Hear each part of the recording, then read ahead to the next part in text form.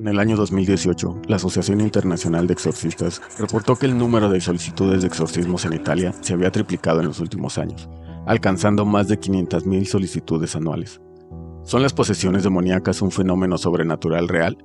¿O podrían ser meramente interpretaciones de trastornos psicológicos aún no comprendidos por la ciencia moderna? ¿Dónde trazamos la línea entre lo espiritual y lo mental? Muy buenas noches, bienvenidas, bienvenidos. Agradezco que hayan sintonizado esta frecuencia en busca de respuesta. En este espacio, los vestigios del pasado cobran vida, desconectan del presente y déjanse llevar por las resonancias de lo que fue. Ecos del pasado. No podemos negar que desde tiempos muy antiguos, uno de los fenómenos más enigmáticos y aterradores en la historia humana han sido los exorcismos y las posesiones demoníacas. Durante siglos, muchas culturas y religiones han creído en la existencia de estos seres demoníacos que pueden poseer a los humanos y cambiar su comportamiento habitual por uno extraño, inexplicable y muchas veces con consecuencias fatales. Desde antiguos rituales babilónicos hasta ceremonias modernas en la Iglesia Católica, el exorcismo siempre ha sido visto como una batalla espiritual entre el bien y el mal. Pero, ¿qué hay realmente detrás de estas creencias?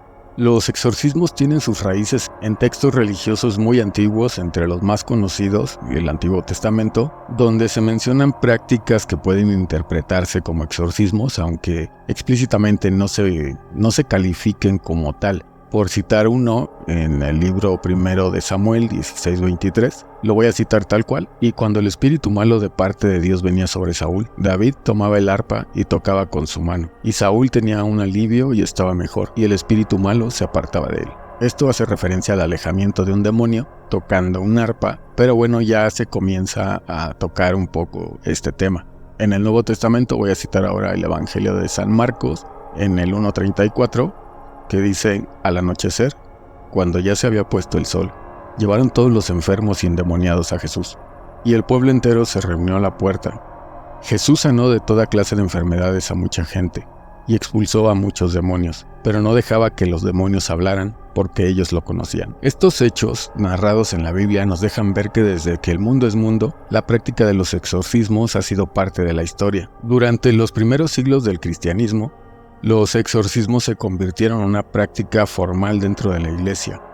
Los padres de la Iglesia, incluyendo figuras prominentes como San Agustín y San Anastasio, escribieron extensamente sobre el poder del exorcismo y su importancia en la lucha contra las fuerzas malignas. San Agustín en sus obras, por ejemplo, destacó cómo el exorcismo servía como un medio poderoso para librar a las personas de una influencia demoníaca, subrayando la autoridad de Cristo sobre espíritus malignos. San Atanasio, por su parte, también abordó el tema en sus escritos, defendiendo la eficacia del exorcismo como una manifestación del poder divino para restaurar el bienestar espiritual de los afectados. Ambos padres de la Iglesia hacían mucho énfasis en que el exorcismo no solo era una práctica necesaria, sino también un testimonio del poder de la fe cristiana en la batalla contra el mal. Y ya en el siglo III del cristianismo occidental, hay evidencias que documentan la existencia de 4 órdenes menores del clérigo en la Iglesia latina, una de las cuales llevaba por título exorcista. En este mismo siglo III, el Papa Cornelio menciona que entre el clero de Roma había 52 exorcistas, destacando su papel en la lucha contra las fuerzas del mal dentro de la comunidad cristiana. Es decir, ya la Iglesia se lo empezaba a tomar más en serio, ya tenía una comunidad un poco más en forma, dedicada 100% a esta práctica o a este tipo de rituales. Ya en la Edad Media los exorcismos se volvieron aún más comunes. A menudo se asociaban con la lucha contra la herejía y la brujería, y la Iglesia Católica desarrolló rituales formales como el Rituale Romanum de 1614, que codificaba procedimientos para llevar a cabo un exorcismo. El exorcismo como tal, o la práctica de este ritual, no es exclusivo del cristianismo. Encontramos varias religiones donde también hacen esta práctica. Por ejemplo, en el Islam, el Corán menciona la expulsión de los jinn. Los jinn vendrían a ser el demonio o los demonios del Corán, y estos seres, estos jinn, pueden poseer a las personas. Los musulmanes recurren a versículos del Corán y oraciones muy puntuales para realizar los exorcismos, algo muy similar a la práctica en el cristianismo, en el catolicismo. En el hinduismo, los exorcismos también son practicados por sacerdotes que utilizan rituales y amuletos para expulsar a los demonios malignos. El budismo no se queda atrás, también tiene prácticas similares, especialmente en sus tradiciones tibetanas. Se dice que también los monjes realizan rituales para liberar a personas de entidades malévolas. Y ya acercándonos a nuestra época, la era moderna, los exorcismos han pasado de ser rituales comunes a eventos ya más raros y mediáticos.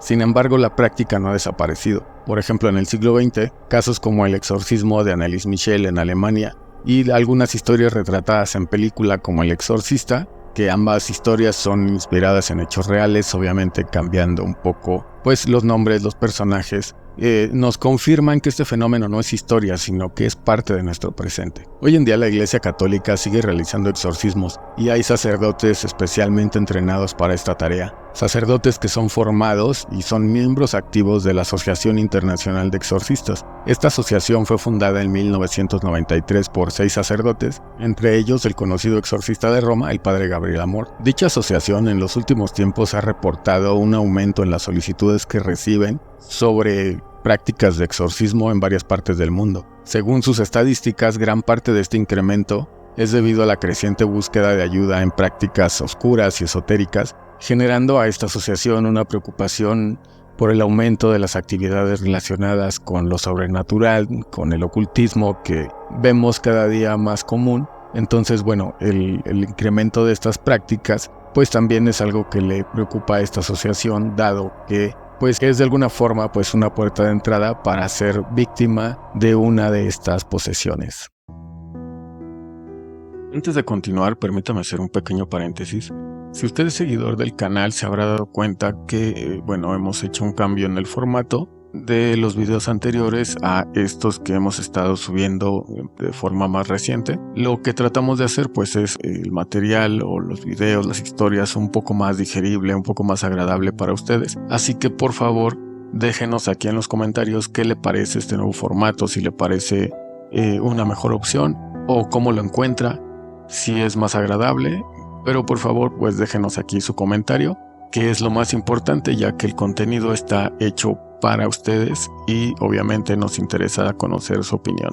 Sin más, pues sigamos con la historia de hoy. Y ya que estamos recorriendo la historia, ¿qué le parece si le cuento una que sucedió en 1634, en Loudun, una pequeña ciudad de Francia? Se trata de uno de los casos de exorcismos más infames y complejos en la historia de la Iglesia Católica, que tuvo lugar en la Francia del siglo XVII. En este periodo, Francia estaba bajo el gobierno del cardenal Richelieu, quien tenía un control fuerte sobre la iglesia y el Estado.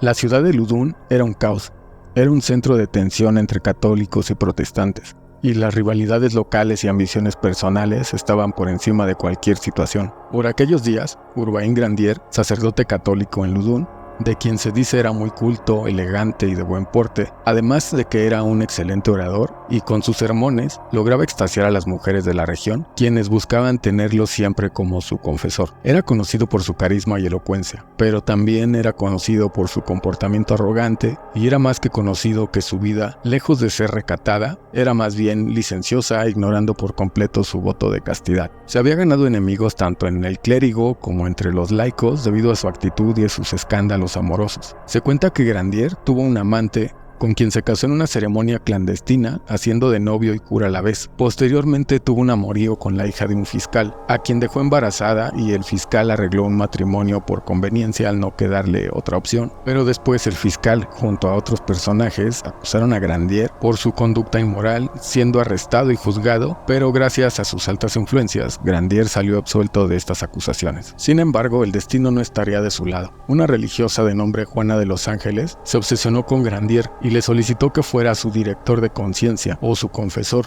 a lo que Grandier se negó y en su lugar llegó al convento un canónigo, quien se afirmaba era uno de los principales enemigos de Grandier. Casualmente, junto con la llegada del canónigo en 1632, las monjas del convento de Ursulinas comenzaron a exhibir comportamientos extraños, como convulsiones, gritos y acusaciones de haber sido visitadas por espíritus malignos. Las monjas afirmaban ver fantasmas, sombras y escuchar ruidos por las noches, además de ver la figura de un hombre de espaldas. El canónigo, percatándose de esta situación y viendo una oportunidad inmejorable, llevó a un cura al convento. Este cura, después de varias revisiones a las monjas, después de varias entrevistas con ella, certificó que las monjas estaban poseídas y debían ser exorcizadas. Los exorcismos al inicio fueron privados, pero después ya fueron realizados públicamente por varios sacerdotes y exorcistas en la capilla. Durante estos rituales, las monjas manifestaron síntomas de posesión demoníaca, incluyendo blasfemias y comportamientos obscenos. Los exorcismos posteriormente se convirtieron en un espectáculo público, atrayendo a grandes multitudes. Ya sabe usted, la gente curiosa y comunicativa que siempre sobra, pero bueno, estos actos aumentaron la tensión en la comunidad de la pequeña ciudad de Loudoun. En una de estas sesiones, se cuenta que el canónigo expulsó a un demonio de gran jerarquía del cuerpo de Juana, pero también la Madre Superiora estaba poseída por otros 7 demonios de igual o mayor rango. En esta sesión, Juana afirmó ser víctima de brujería por parte de Grandier, quien argumentaba que las había embrujado con un ramo de rosas que contenía su pacto con el demonio para seducirlas y poseerlas. Así, sin más, Grandier fue acusado de hechicería y de haber hecho un pacto con el diablo para poseer a las monjas del convento de Ursulinas en Loudoun, presa de sus placeres sin control. Pese a sus influencias y víctima de sus actos y decisiones, Grandier fue arrestado, maltratado y sometido a un juicio eclesiástico. A pesar de la falta de pruebas concluyentes, fue encontrado culpable de brujería y de hacer pacto con el diablo. En un juicio por demás irregular, claramente influenciado por las rivalidades políticas y personales, Urbain Grandier fue condenado a morir en la hoguera. El 18 de agosto de 1634 fue quemado vivo en la plaza pública de Loudoun, proclamando su inocencia hasta el final. Este caso de Loudoun fue percibido en su tiempo como una clara manifestación del poder del diablo y, por supuesto, la Iglesia festejaba la eficacia de los exorcismos. Sin embargo, también fue visto por muchos como un ejemplo de la corrupción y los abusos dentro de la Iglesia y el Estado, claro, solo de aquella época. Y por si se lo pregunta, pues no. Después de que Grandier fue enviado a otro plano existencial, las posesiones en el convento de Ursulinas, lejos de cesar, continuaron al igual que las sesiones de exorcismo. Ahora, si me lo permite, déjeme contarle otra historia que sucedió en la Alemania de 1842. En Mottlingen, una pequeña localidad en el sur de Alemania, Gottliebin Ditus, una joven de origen humilde quien era miembro de la comunidad protestante local, un día sin más, en 1840, comenzó a experimentar problemas de salud graves, incluyendo convulsiones, parálisis temporal y estados de trance, así como visiones demoníacas y ataques nocturnos que ella y su familia interpretaron como ataques demoníacos. Gottliebin afirmaba estar atormentada por espíritus malignos y, para completar el cuadro, en su casa se comenzaron a observar fenómenos extraños como ruidos inexplicables y movimientos de objetos sin razón aparente. Pero no fue hasta 1842 cuando el pastor protestante Johann Christoph Blumhardt, quien era conocido por su devoción y su interés en los fenómenos espirituales, fue llamado para intervenir en esta situación.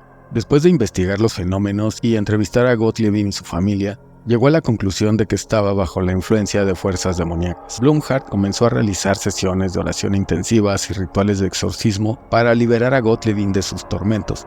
El exorcismo alcanzó su punto culminante cuando Gottliebin entró en un estado de trance profundo y comenzó a hablar en voces que Blumhardt y otros presentes interpretaron como las de los demonios que la poseían, lo que habitualmente se conoce como el don de lenguas. Durante estas sesiones, Blumhardt utilizó la oración y la autoridad en el nombre de Jesús para expulsar a los demonios. Estas sesiones fueron intensas y dramáticas, con Gottliebin experimentando fuertes convulsiones y otras manifestaciones físicas. Finalmente, después de varias semanas de lucha espiritual, Gottliebin finalmente fue liberada de la posesión demoníaca en diciembre de 1843. Hay otro caso, en Sudáfrica en 1906. Se trata de Clara Germana Cele, quien era una joven de 16 años, convertida al cristianismo desde muy temprana edad. La misión de St. Michael's, dirigida por misioneros católicos, se encontraba en una región de Sudáfrica donde la interacción entre las creencias tradicionales africanas y el cristianismo era bastante frecuente.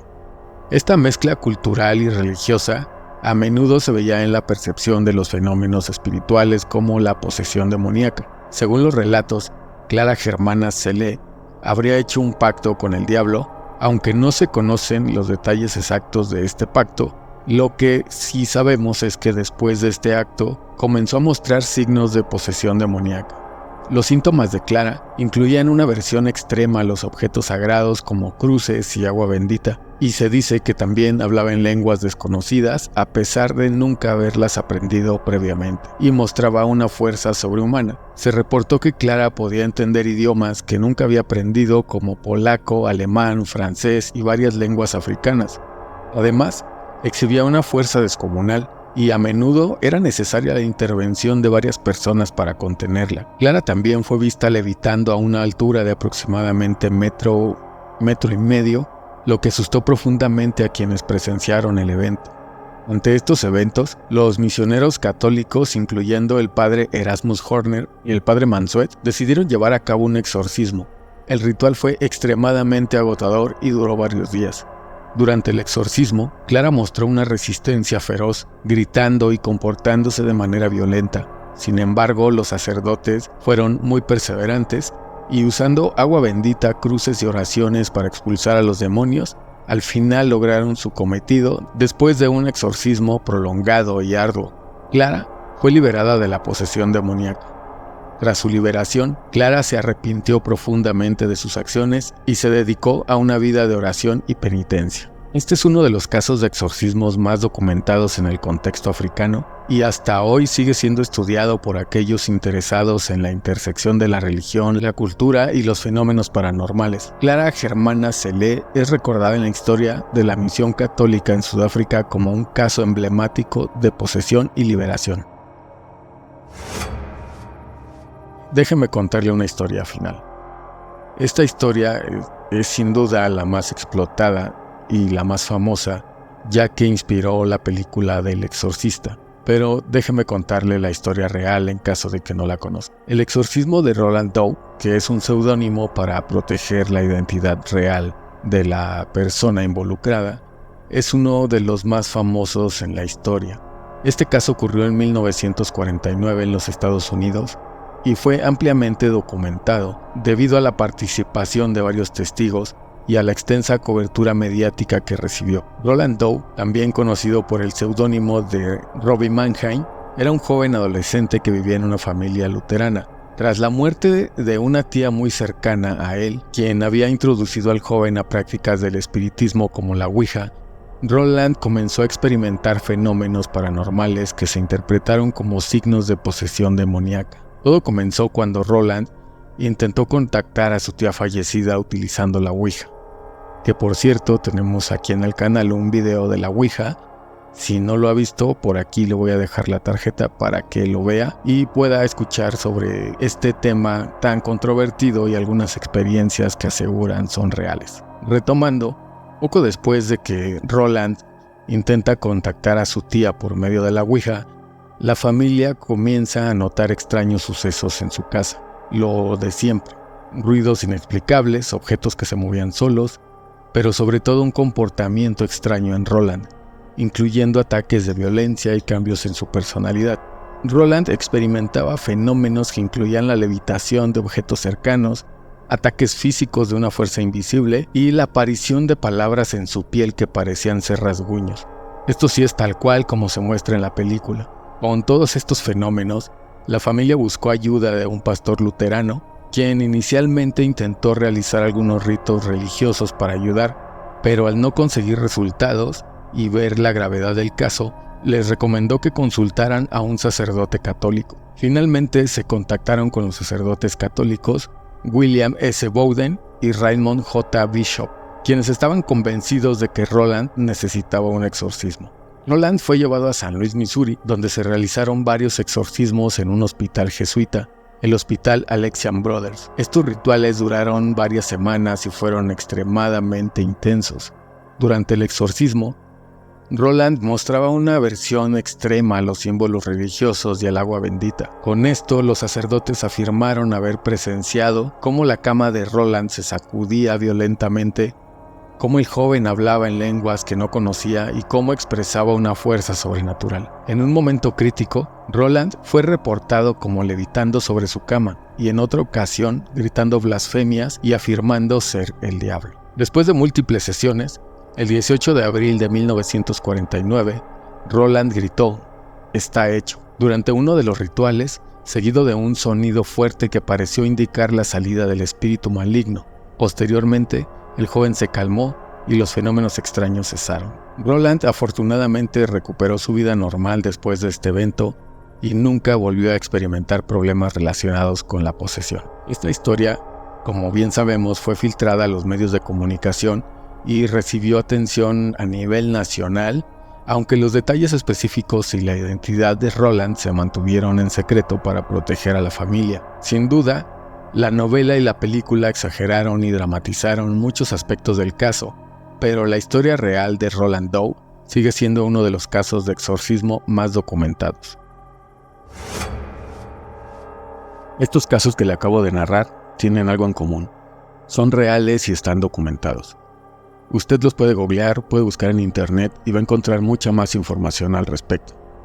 Pero ¿qué es lo que pasa cuando nos encontramos con casos tan controversiales como el de Anneliese Michel o, como usted lo conozca, el exorcismo de Emily Rose, que ocurre en Alemania entre 1975 y 1976?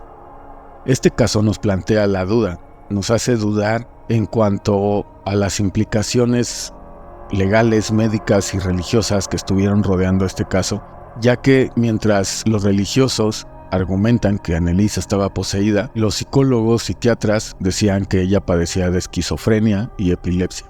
Entonces nos plantea esa delgada línea que existe entre el fanatismo religioso y la salud mental. ¿Y a qué me refiero? Por un lado, Anneliese comenzó a experimentar alucinaciones mientras rezaba y reportó escuchar voces que la maldecían, además de que su comportamiento cambió drásticamente. Evitaba los símbolos religiosos, bebía su propia orina, comía insectos y, a pesar de estar bajo tratamiento médico con anticonvulsivos, su condición continuaba deteriorándose día tras día tras día. Los médicos, por un lado, diagnosticaron a Anneliese con epilepsia y trastornos psiquiátricos como la psicosis. Sugerían que sus síntomas eran el resultado de un desequilibrio químico en el cerebro, pero a pesar de recibir medicamento, sus síntomas no mejoraban, lo que llevó a la familia a buscar ayuda religiosa.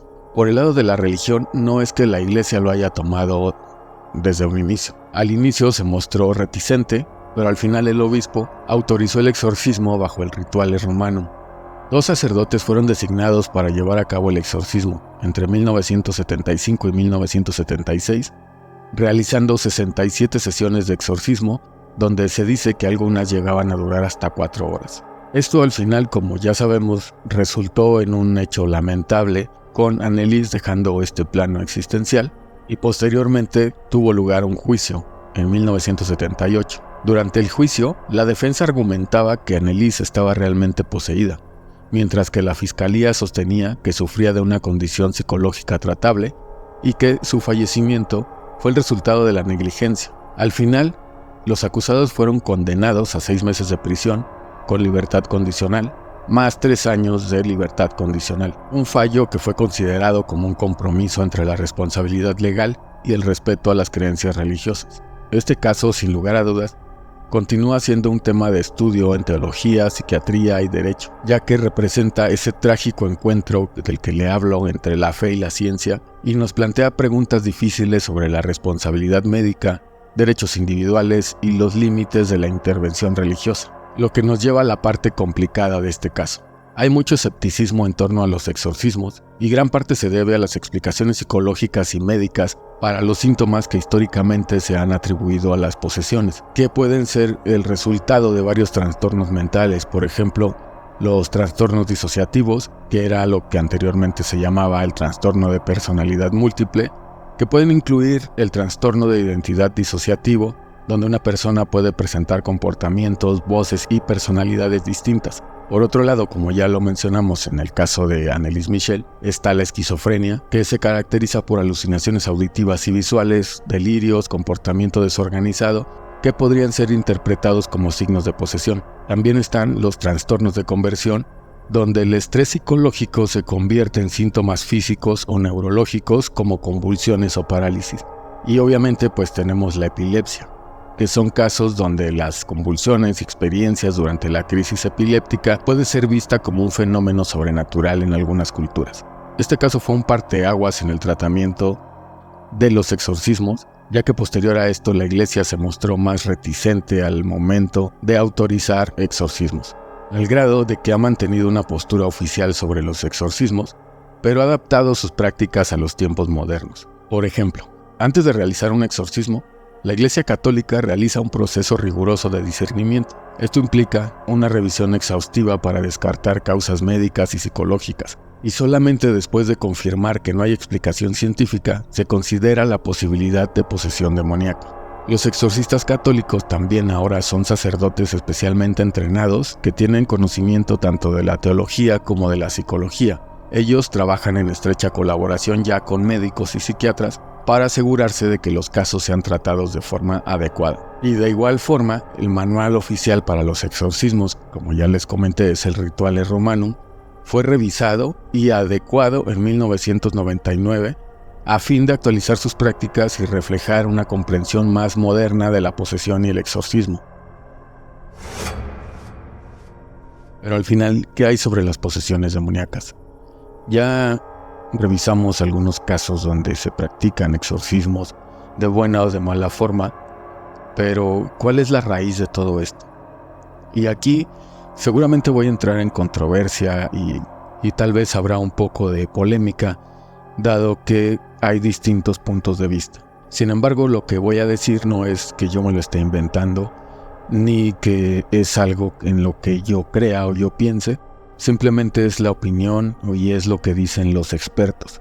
Hay muchas personas que aseguran que las posesiones demoníacas se dan de un momento a otro. Incluso dicen que solamente con el hecho de jugar un día a la Ouija, de tener una sesión espiritista, de buscar ayuda en el ocultismo, se puede dar este fenómeno. Sin embargo, y no digo que no los haya, pero son extremadamente raros. Estas posesiones demoníacas no suelen ocurrir de forma inmediata y directa. Existen actividades y comportamientos que claro que pueden aumentar significativamente el riesgo de abrirse a estas influencias demoníacas. Sin embargo, los exorcistas como el padre Gabriel Amort y el padre Antonio Fortea destacan que involucrarse en este tipo de prácticas puede llevar a consecuencias graves, incluyendo las posesiones. La posesión directa, donde un demonio toma control de una persona de manera casi inmediata, es, como ya les comentaba, extremadamente rara. La mayoría de los casos de posesión son resultado de una serie de eventos y comportamientos acumulativos que debilitan la resistencia espiritual de la persona. Si la persona tiene una espiritualidad fuerte, la teoría nos dice que es más complicado que pueda darse este fenómeno. Por eso es que este tipo de entes lo que tratan de hacer es que poco a poco, con diversas situaciones, ir debilitando la resistencia del espíritu para poder tomar posesión del cuerpo. ¿Qué nos dice, por ejemplo, el padre Gabriel Amort? El padre Gabriel Amort nos ha advertido repetidamente sobre los peligros de la Ouija y otras prácticas ocultas. Tiene varios escritos y entrevistas donde ha señalado que muchas de las personas que buscan su ayuda han comenzado a experimentar problemas después de participar en actividades ocultas. Por otro lado, el padre Antonio Fortea también ha enfatizado los riesgos asociados con la Ouija y otros juegos espirituales. Incluso en su libro Summa Daemoniaca explica que estos juegos pueden abrir puertas a entidades demoníacas y que los participantes no siempre tienen control sobre lo que se invoca. Este tipo de prácticas, como la práctica del satanismo, el juego de la Ouija, la búsqueda de ayuda esotérica, ocultista, sí puede tener consecuencias, pero digamos que son un poco más graduales. Aunque la posesión directa es rara, las prácticas ocultas pueden llevar a infestaciones que vendrían a ser actividades demoníacas en lugares u objetos. Vamos a detallar este tema un poquito más adelante. Y también pueden llevarnos a casos de opresión. Estos estados pueden ser la antesala de una posesión, si es que no se tratan de forma adecuada y a tiempo. Las personas que practican este tipo de rituales o de artes ocultas a menudo también reportan una serie de problemas psicológicos, emocionales y espirituales por su gestión o simplemente debido al arraigo de sus creencias. Pero estos problemas pueden incluir pesadillas, ansiedad, depresión y esa sensación constante de estar como bajo un ataque espiritual. Según los exorcistas experimentados y muy prominentes como el padre Gabriel Amort, el padre Antonio Fortea y otros expertos en el campo, se pueden describir las posesiones en varias fases. Estas etapas de alguna forma ayudan al exorcista a identificar y tratar los diferentes niveles de influencia que se puede estar dando en ese momento sobre una persona. Normalmente se dice que todo comienza con una infestación. Esta etapa se refiere a la presencia de actividades de demonios en lugares, objetos o animales y puede manifestarse a través de fenómenos extraños como ruidos inexplicables, movimientos de objetos o apariciones y sensaciones de malestar. La siguiente etapa ya vendría a ser lo que es la opresión. En esta parte o fase, el demonio dirige su ataque más directamente hacia una persona. Aunque no ha tomado control completo, la opresión se manifiesta en problemas de salud inexplicables, lo que llaman mala suerte, depresiones severas y otros problemas físicos y emocionales. La tercera etapa vendría a ser la obsesión, que la obsesión implica un ataque mental y emocional ya un poco más intenso. La persona normalmente comienza a sufrir de pensamientos intrusivos y obsesivos, angustia mental y a veces visiones o alucinaciones. Podría llegar el caso de experimentar una sensación constante de estar bajo el ataque de una presencia maligna. Y por último ya tenemos lo que es ahora sí la posesión, que en esta etapa el demonio ya es cuando ha tomado el control del cuerpo de la persona, aunque se dice que no de su alma. Y durante los episodios de posesión, la persona puede exhibir cambios dramáticos en su voz, fuerza física, conocimiento de lenguas desconocidas y sobre todo una adversión a lo sagrado. En esta etapa es cuando ya se comienzan a manifestar ciertos síntomas o signos comunes de la posesión, como lo decíamos, cambios de voz y lenguaje, fuerza sobrehumana, aversión a lo sagrado, conocimiento oculto. ¿A qué me refiero con conocimiento oculto? Que la persona puede revelar información que ella no conoce de alguna persona, de algún hecho, y también cambios en la personalidad como alteraciones severas en el comportamiento y la personalidad. Estas etapas al final delinean un proceso de posesión demoníaca progresiva y permiten a los exorcistas y a la persona afectada entender de una mejor forma la gravedad de la influencia demoníaca. Estos síntomas o etapas de alguna forma también ayudan a discernir si realmente estamos hablando de una posesión o simplemente se trata de algo muy diferente, como podría ser un problema de salud mental. Y con esto llegamos al final. No me queda más que agradecerles y pedirles por favor que si el video les gustó me apoyen con un like, compartiendo el video, comentándolo. Y si no están suscritos al canal, pues ayúdenme por favor a suscribirse, es completamente gratis y a mí me ayudan muchísimo para seguir creando este tipo de contenidos. Y por supuesto déjeme aquí en los comentarios qué piensa. ¿Cuántas de las ocasiones se confunden trastornos o situaciones de salud mental con un exorcismo y viceversa? ¿Usted cree en estas posesiones? ¿Cree que es un mito? ¿Cree que son realidades? Mi punto muy particular es que esto existe. Así que muchísimas gracias y buenas noches. Si te gustó, dale like y suscríbete al canal para ayudarme a crecer y crear más contenido. Tus comentarios me ayudan a mejorar.